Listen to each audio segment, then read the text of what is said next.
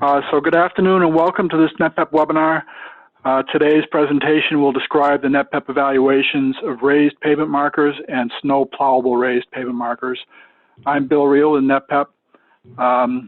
Hopefully you're all familiar with NTPEP, but for anyone who may not be, NTPEP is a National Transportation Product Evaluation Program. NTPEP conducts product evaluations and production facility audits for products used and specified by state transportation agencies in highway and bridge construction and maintenance and for traffic safety. By including NTPEP in product acceptance programs, states can realize savings of reduced manpower and other resources needed for in-house product evaluations. NTPEP can also be used to supplement current product acceptance procedures, providing improved confidence in product performance. I've recently completed a survey to learn how states are evaluating and accepting RPMs and snow plowable RPMs and about their use of the NTPEP evaluation of these products. In addition to asking if states are using NTPEP to qualify RPMs, I also tried to learn which types of RPM products are being used, whether it's permanent, temporary, chip seal markers, etc. I found that although a number of states are taking advantage of the NTPEP evaluations, some states are accepting RPMs by certification from the manufacturer. Also, states may be using NTPEP for permanent markers, but not for temporary markers. Our hope is that after watching this webinar and hearing the information presented, those states not currently using the NTPEP evaluations will understand how their state can benefit from including these evaluations in their acceptance process for RPMs. Like the other webinars we've done, this presentation is being recorded for future use and will be made available on the NTPEP YouTube channel. I encourage you all to share this information with others in your agency and perhaps point them to this and other NTPEP webinars found on the NTPEP YouTube channel. Questions can be submitted during the webinar by typing them in the chat box, which is below on your screen. Please select Courtney as the recipient of your question. We will address the questions received at the end of this presentation. With that, I'm going to turn this presentation over to Brad Young of Ohio DOT. Brad is the chair of the NTPEP Raised Pavement Marking and Snow Plowable Raised Pavement Marking Technical Committee. Brad? Thank you, Bill. And so, as Bill said, we're going to cover the details of the NTPEP Raised Pavement Marker Program. I have been a part of this committee since 2004. I was the vice chair for the majority of this time and recently took over as the chair. I have personally been responsible for the snow plowable portion of the program, but my presentation today will cover both products, RPM and snow plowable RPMs. Next slide, please. Here's the full list of products covered by this program. Primary products are the snow plowable and non-snow plowable raised pavement markers. The other product evaluation areas include temporary and chip seal markers and also the adhesive used to hold the non-snow plowable markers in place. Next, please. Here are some photos of what the various non-snow plowable RPMs look like. They are retroreflective markers. They return the light from the vehicle's headlights back to the driver's eye. The products are used to help drivers safely navigate the roadway, primarily in wet night conditions when visibility is not ideal. Next. Here are pictures of snow plowable RPMs. The retroreflective lens is glued to the top of a cast iron casting. Again, the products are used to help drivers navigate the roadway in wet night conditions. These products are designed to withstand the impact force of snowplow blades while protecting the plastic lens from damage. Next. These two pictures show bituminous adhesive used to hold the non-plowable raised pavement markers in place. The photo on the left is a solid block of bulk adhesive, not the best picture. The photo on the right shows the adhesive holding a marker to the roadway. Next, please. Manufacturers can apply to participate in this program every spring. Manufacturers must pay a fee to participate in the program. The products are randomly tagged and sampled by a local DOT representative in the state where the product is manufactured. The tagged samples are then shipped to either Georgia or Ohio, depending on the product. Products are then tested in the lab and installed in the field for evaluation. All data collected on the products is stored in the DataMine database, which we will talk about later in this webinar. Next slide, please. I will now talk in greater detail about the non-snowplowable raised pavement marker program. This next portion of the webinar was supposed to be given by the Vice Chair, but he was unfortunately unable to make this presentation today, so pardon any stumbles on my part. This slide gives you an idea of the sampling required to perform the lab and field evaluation for these products. As mentioned prior, these samples are randomly selected and tagged by the local DOT to ensure fairness and to prevent any bias. Next. Some NTPEP programs use private test labs to perform testing of products, but this program relies solely on DOT test labs, namely the Florida, Georgia, and Ohio DOT test labs. The Georgia DOT handles the physical testing of the lenses and the adhesive samples. The Florida DOT has a light tunnel and tests the retroreflectivity and abrasion resistance of the lenses. This testing is done according to ASTM D4280. All test results are uploaded into the DataMine database. Next. 5 samples are tested for flexural strength. The sample is loaded as shown in the picture. Product failure can be either complete rupture of the product or loss of integrity, evidenced by a sudden decrease in load. Success or failure is recorded. Next, please. An impact test is also run on 5 samples. A metal rod is dropped from a standard height onto the face of the lens. This picture shows the device used and a lens that has been impacted.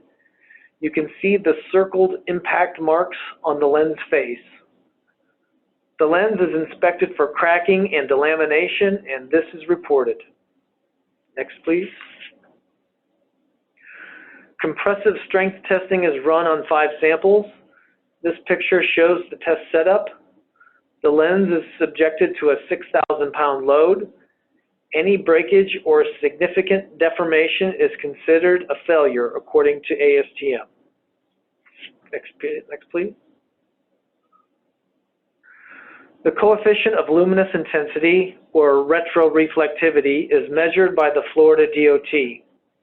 Light is cast onto the lens and the return light is measured. The orientation of the light source, the lens, and the light receiver mimic what a driver's eye would see in the real world. These pictures show the test setup. Next, please. Lens samples are also tested for abrasion resistance at the Florida DOT. Abrasion consists of dropping about 5 pounds of sand onto the face of the lens from a height of about 10 feet. The lens retroreflectivity is measured before and after abrasion. The percent loss of retroreflectivity is calculated and recorded. This picture shows the device used for this testing. Next slide.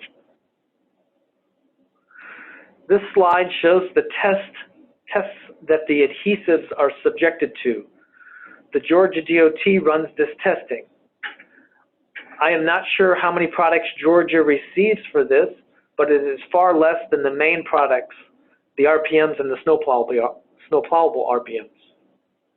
Next slide. This slide details the field site requirements for the lenses and adhesives. Products are evaluated on asphalt and concrete pavement.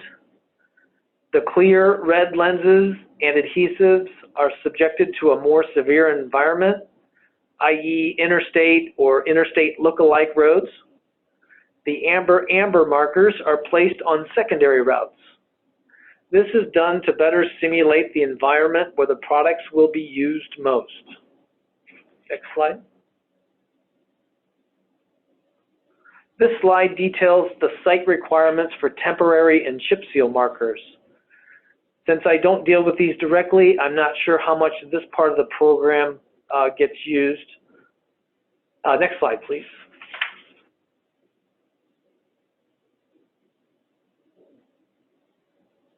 This slide shows photos of a typical installation on a test deck. The photo on the left shows an amber product being installed on the center line of a 2-lane roadway. The photos on the right are close-ups of products installed on both asphalt and concrete pavements. Next.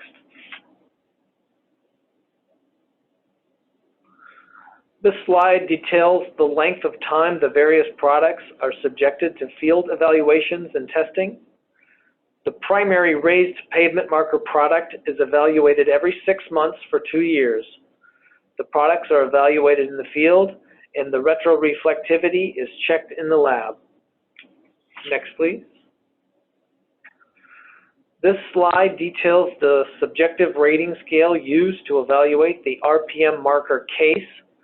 The scale ranges from 5 to 0, with 5 indicating the product is in brand new condition, and a 0 indicating that the product is missing or damaged beyond use. Next slide. A similar rating scale is used to subjectively evaluate the retroreflectivity of the lenses at night. These same rating scales are used for snowplowable raised pavement markers also, which I will talk about next. That's a good segue and a good time for me to take a sip of water.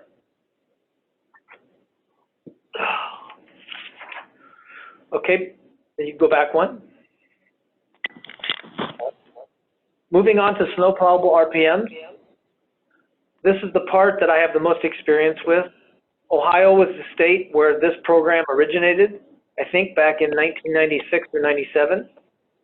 I got involved with the program in 2004 when I took the position as the state's new product engineer. The person before me ran this program, so now it was my turn. Ironically, my very first day on the job in this new position was attending the last national NTPEP conference held in Columbus back in 2004. Well, it is back in Columbus again this year. Hope to see you then. Next slide. I know we already saw these pictures, but I wanted to get us back in the right mindset. The one on the left is in the roadway and is glued to the pavement with the gray material, which is an epoxy glue. The unit that holds the lens is made from cast iron. The lens is glued onto the top of the casting as shown. In Ohio, we remove and replace this lens on a 3-year cycle. Next, please. This slide details the number of samples required for the evaluation. Some samples are used for the lab testing portion and some are used for installation in the field evaluation. These samples, as was said, are tagged by DOT representatives from the state in which the product is manufactured. The ones that get installed in the field evaluation come delivered with the lenses glued in place. They are brought to the test deck site on the day of installation by me, and the manufacturer is then responsible for the installation of their product on the test deck. The Ohio DOT provides traffic control. Next slide. This program evaluates the products in the lab and in the field. The lab portion includes the testing of lenses and castings to ASTM standards. The field evaluation involves the installation of the products in the roadway. The performance of the product is tracked over time for a period of 2 years. Next slide. Lab evaluation of the lenses. The coefficient of luminous intensity or retroreflectivity is performed on 25 new lens samples. This testing is done in accordance with ASTM D 4383. This testing is completed by the Florida DOT. After 1 year in the field, 18 lens samples are pulled from the roadway and sent to Florida DOT for this testing. After 2 years, all remaining lens samples are removed from the roadway and again sent to Florida for testing. This lets us know how the lenses perform in the field over time. Next slide, please. Continuing with lab testing. In addition to the luminous intensity testing, the Florida DOT also runs abrasion resistance testing on the lens samples. We saw this test setup in a previous slide. The Georgia DOT runs several lab tests on these lenses. These include compressive strength and lens cracking tests. These tests are also run in accordance with ASTM 4383. These test setups were shown in a previous slide. Next, please. Continuing with the lab testing, the Ohio DOT tests the castings for hardness to the Rockwell C scale. 3 tests are run on the rail of 5 different samples. These results are all averaged and reported. The machine used is calibrated yearly and is shown. Next slide, please. Next, we will move into the field evaluation portion of the program. This slide shows some of the various requirements for the field site. Products are tested on both asphalt and concrete pavements. We also try to avoid placing samples near on-off ramps because of the difficulties this causes setting up traffic control. We want to try and limit the number of variables from test deck to test deck. We keep test decks at the same location as long as we can, but circumstances like space or road rehabilitation can cause us to move the test deck site. Next slide, please. I realize this is a little small, but the intent is to give you an idea of how the products are laid out on a test deck. Excuse me. As you can see, each product is put down, equally spaced in groups of 10. This is repeated down the road until all 30 samples are in place. They are placed in the skip line area of the drive lane. This subjects them to the most severe conditions. Next slide, please. These pictures show installation of the product. The picture on the left shows the machine cutting the slot into the roadway where the snow plowable RPM will be set. The picture on the right shows the completed slot. Not shown are the steps of blowing out any dust from the slot, drying the slot, or filling the slot with the epoxy glue. Next slide, please. This shows the products in place and how they are laid out in the roadway. The gray liquid around the casting is the fast set 2-part epoxy glue. The set time of the epoxy is temperature dependent, but they are typically ready for traffic loading in about 15 minutes. Next slide, please. Every 6 months, the products are subjectively evaluated. This slide shows the subjective rating scale used for the casting durability. These evaluations used to take place in the roadway, behind cones, and under traffic, or behind the cones while traffic was going by. I finally got smart and decided to just take a picture of each product and evaluate them back in the office. This was much faster and safer, and it is not any fun getting that close to full-speed tractor trailers, let me tell you. So that was a good choice. Next slide. This slide shows the criteria used for the subjective durability rating of each lens. Again, this is done from the comfort of my desk, looking at the pictures. The nice part about the pictures is I can zoom in for close-up details that I would probably miss out in the field. Next slide. The products are subjectively evaluated for their nighttime visibility. You have seen this slide before. It is the same rating scale. This evaluation is done during the early morning hours when the traffic is lightest. As the evaluator, I sit in the car in the drive lane and rate each group of 10 lenses at the distances shown. This is accomplished with a moving traffic control operation. Next slide, please. This slide details the criteria that ODOT uses to approve products. These are based on the subjective field evaluations. I wanted to show this slide to give states that do not use the program something to work from if they decide to use it. Next slide, please. Program benefits to manufacturers. This program gives manufacturers a chance to gain product approval with multiple DOTs at one time. This is without wasting the time and resources required to perform field evaluations and testing in multiple states. It also gives manufacturers independent data that they can use to sell their products to others. Next slide, please. Program benefits to states.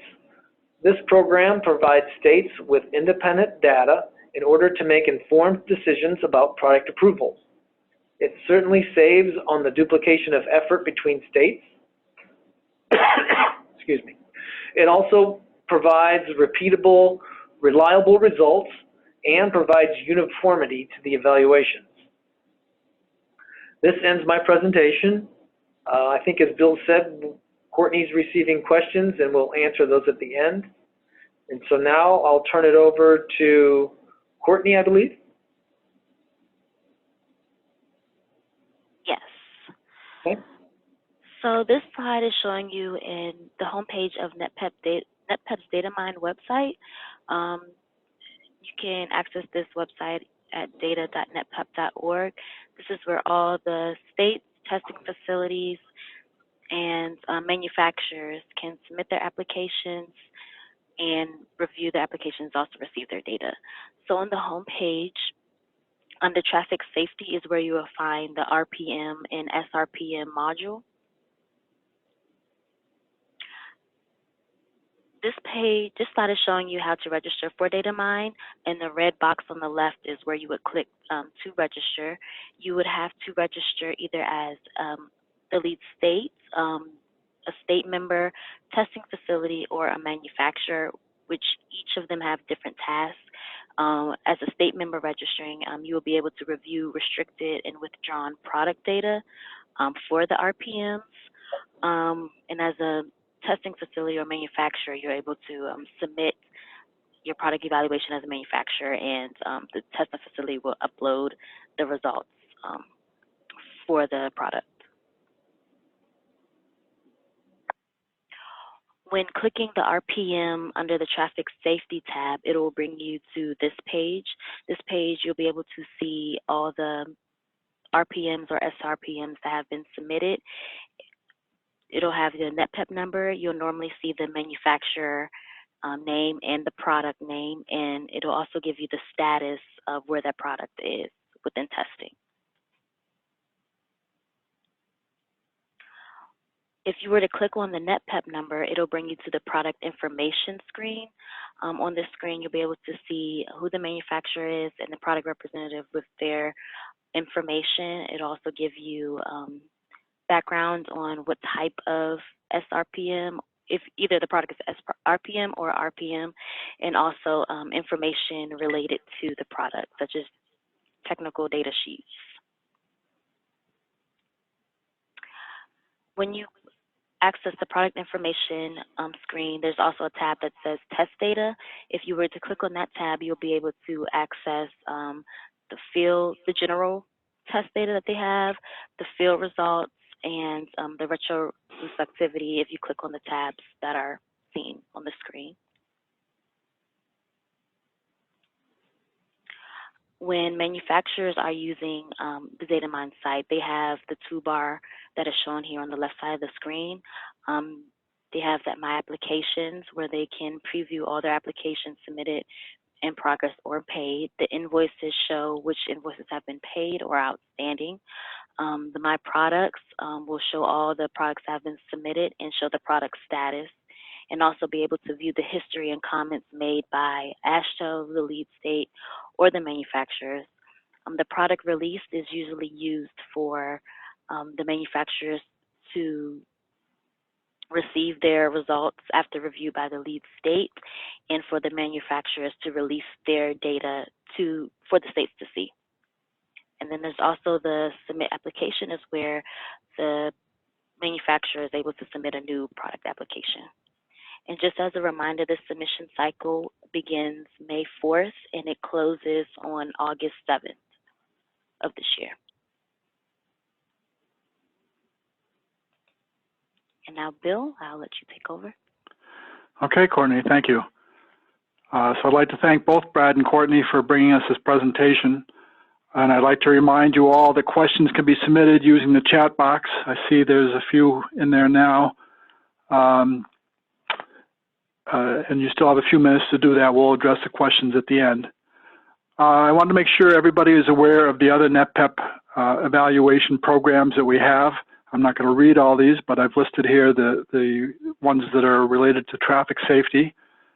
You can see there's pavement marking materials as products that you all use here.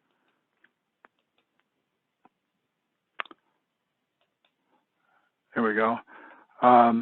Here's a list of the product evaluations related to construction materials. Again, I'm not going to read those, but as you can see, it's a pretty good list of product categories there. We also have products that are related to the maintenance of highways and bridges, as listed here. I'm sometimes told that the reason a state may not be using a NTPEP evaluation is because it doesn't include everything that the state needs or doesn't fulfill all the needs of that state. I want to point out that you do have opportunities to provide input to the design of these evaluations. One way to provide input is to join a technical committee. It is a great opportunity to share experience and expertise with other states. It's also a way of contributing to the continued development of these evaluation programs. I also want to point out that you don't have to be able to attend the annual meeting to be a technical committee member. There are quarterly conference calls that you can participate in right from your desk. And we would encourage you all to join an appropriate technical committee. Another way to provide input is through your vote on work plan ballots. One or more times a year, ballots are sent out, work plan edits and changes and updates and that type of thing are balloted to the states. It's an opportunity to provide your input. Don't just approve it and move on without really reading it. Take a good look at it. The ballots are all sent out to the state's designated voting member. Here's some important links: the NTPEP homepage, www.ntpep.org, and the NTPEP data mine link, both provided here. I mentioned earlier that this webinar and the others we've done are being recorded so that you can look at them later on and share them with others in your agency. Down here in the circle on the left-hand side shows you a link. The easiest way in my mind to get to the YouTube channel is go to the NTPEP page, click on that link, it'll take you right there. You'll find all kinds of good stuff there. Check it out and share it with others in your agency. I also mentioned at the beginning that I had done a survey related to the state use of NTPEP for RPMs and snow plowable RPMs. That information and information from other surveys can be accessed from the homepage. If you click on the individual states, it'll tell you which NTPEP evaluations or audits each of those states is using. And there's drop-down menus below for product evaluations and facility audit programs. If you click on those drop-downs, you'll find the survey results broken down by the program, by the product category. If you're unable to, maybe you have a browser issue or something and you can't get the data this way, it doesn't display properly, click on this link that's circled in the red up at the upper right-hand corner for full survey data. That takes you to the states-only web page. You'll see a full spreadsheet, Excel spreadsheet that contains all the survey data. And I also want to point out that this data changes constantly, whether it's the state's usage of the program or the listed subject matter expert. Information changes all the time. I encourage you to take a look at this and provide updates. When you go to this link here that's circled in red, it'll also show you my email address. You can click on that and please send me any updates you have. I'd appreciate it.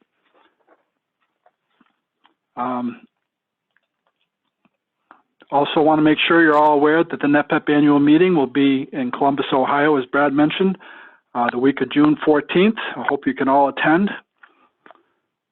And at that point, I think that if we have any questions, we can address those now.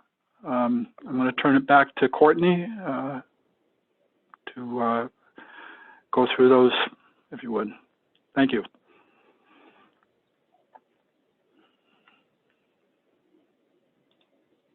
Okay. So a question that we do have is, will this be this presentation be posted on the NTPEP website? This presentation will actually be posted on NTPEP's YouTube channel. And as you've seen, that can be accessed from the NTPEP website.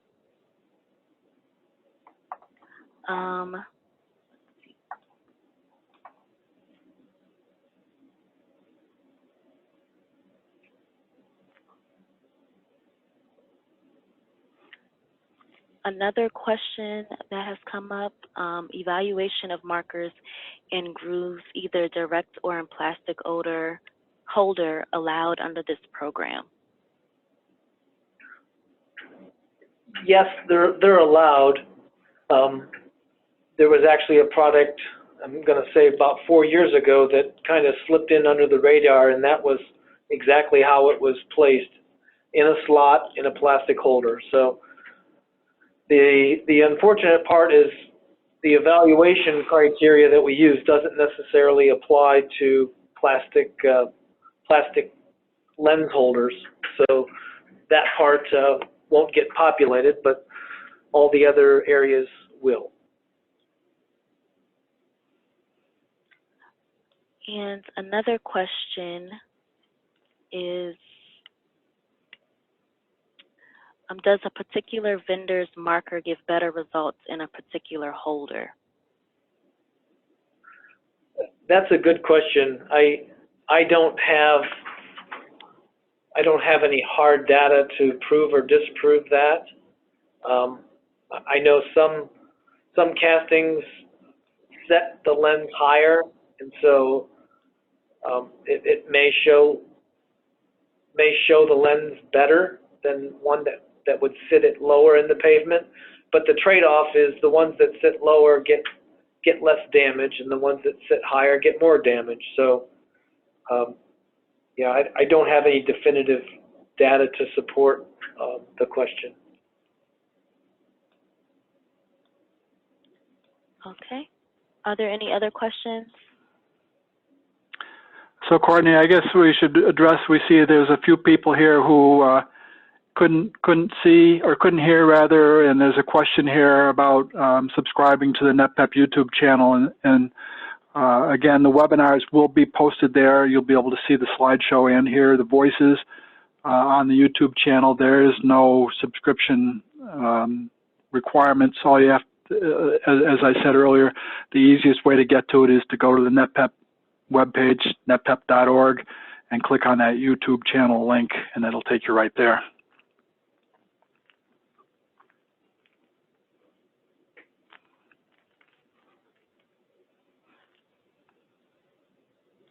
All right. And we do have one more question.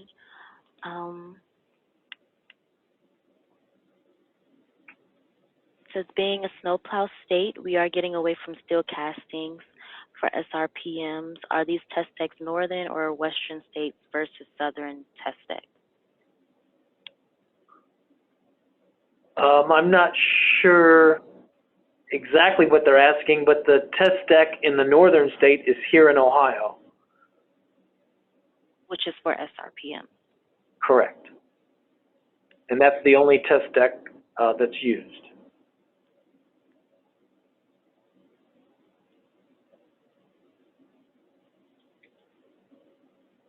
All right, are there any other questions?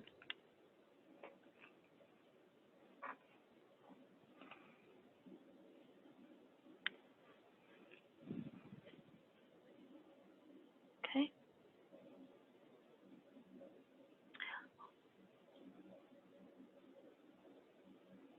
Need to see if anyone else is typing anything in the chat.